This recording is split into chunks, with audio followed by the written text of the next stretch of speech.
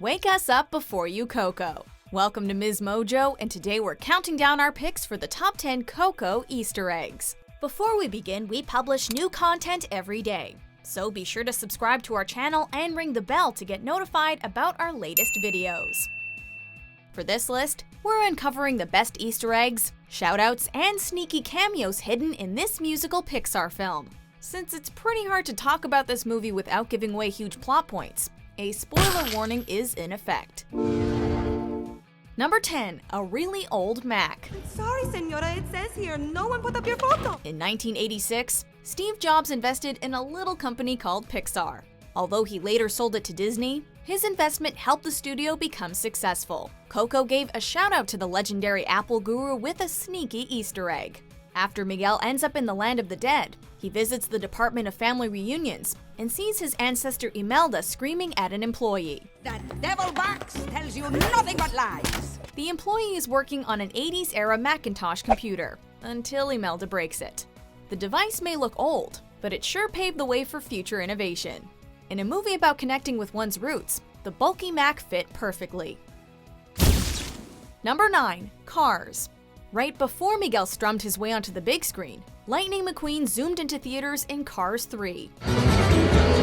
Coco gave a nod to the end of the Cars trilogy at the beginning of the movie. While Miguel is hanging out with his great-grandma Coco, we see him change into a luchador outfit with a lightning bolt and a red cape. And the winner is Luchadora Coco!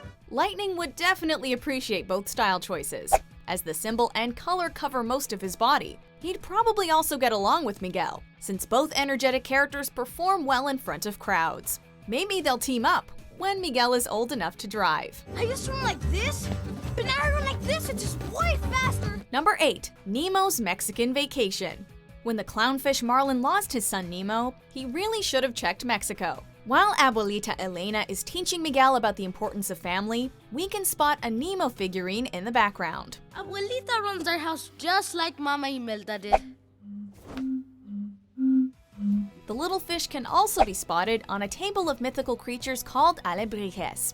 This time, he's joined by figures that look like his father Marlin, the blue tang Dory, and Destiny the whale shark. Wait, say that again. In Coco, alebrijes have a knack for guiding others exactly where they need to go. Since the characters in the Finding Nemo franchise are always getting lost, their appearance here is kind of ironic.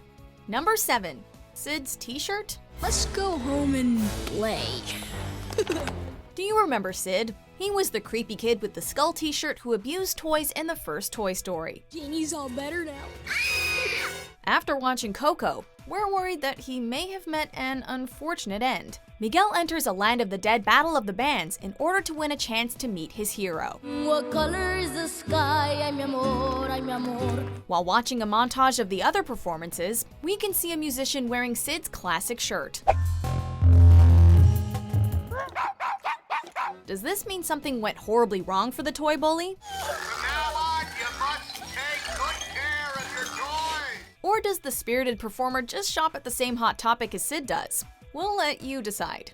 Number 6. An incredibly undead poster. By now, it's clear that Pixar loves to reference their past films, but that doesn't mean they neglect the future. In one scene, a group of joyous spirits is seen running past a movie poster for an undead version of Incredibles 2. The original The Incredibles focused on a superpowered family hiding and ultimately accepting their powers. Audiences made the film a box office smash, and the sequel promises even more action, heart, and baby Jack Jack. Yeah, baby!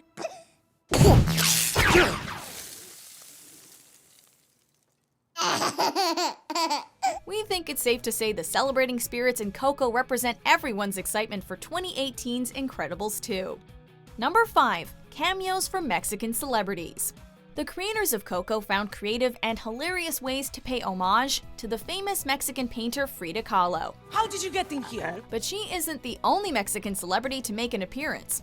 El Santo was a famous Mexican luchador who was known for always wearing a mask. You can easily spot him by his trademark attire during the party scene. El Santo, I'm a big fan. The fierce Mexican actress Maria Felix also got a party invite. He's alive and a musician to boot. Legendary performers Cantinflas, Pedro Infante and Jorge Negrete are just a few more celebs that appear on screen. Hey, Negrete! Infante! Have you met my great-great-grandson? Although international audiences may have missed these cameos, the inclusion of these icons shows deep respect for Mexican culture. Number 4. Pixar in-jokes. Part of the fun of watching a Pixar movie is finding the company's running gag Easter eggs. When Dante is chasing an alebrije, a ball is briefly seen.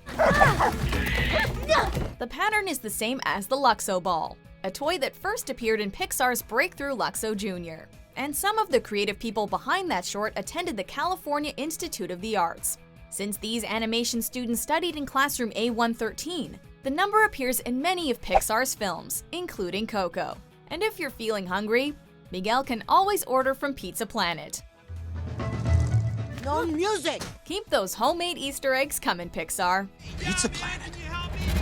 Andy! Number 3. A touching tribute. An ofrenda is a crucial part of the Mexican Day of the Dead celebration, consisting of photos of deceased family members and offerings. Ofrendas pay respect to the dead and invite spirits to visit their loved ones. We've put their photos on the ofrenda so their spirits can cross over. That is very important. In Coco, this tradition keeps Miguel's ancestors from disappearing from the land of the dead. Pixar also made an ofrenda to pay respects. During the credits, pictures of the deceased friends and family of Pixar employees can be seen. Among these images, you'll find former CEO Steve Jobs and Don Rickles, the voice of Mr. Potato Head. Hey, Ham, look, I'm Picasso. I don't get it. You uncultured swine. It's a beautiful tribute that ensures that many beloved souls will never be forgotten. Number 2. Piñatas. Believe it or not, piñatas were once used at religious ceremonies in Mexico. Over time, they became more associated with celebrations and festivals. This aspect of Mexican culture was beautifully combined with a clever cameo during the film. If you pause during a wide shot of the marketplace, you can see piñatas of iconic Pixar characters like Buzz Lightyear, Woody, and Mike Wazowski. I know I'm not supposed to love music, but it's not my fault. We're not sure if Boo from Monsters, Inc. or Andy from Toy Story would be cool with hitting paper models of their friends. Either way, the piñatas are some sweet Easter eggs. Number 1. John Ratzenberger.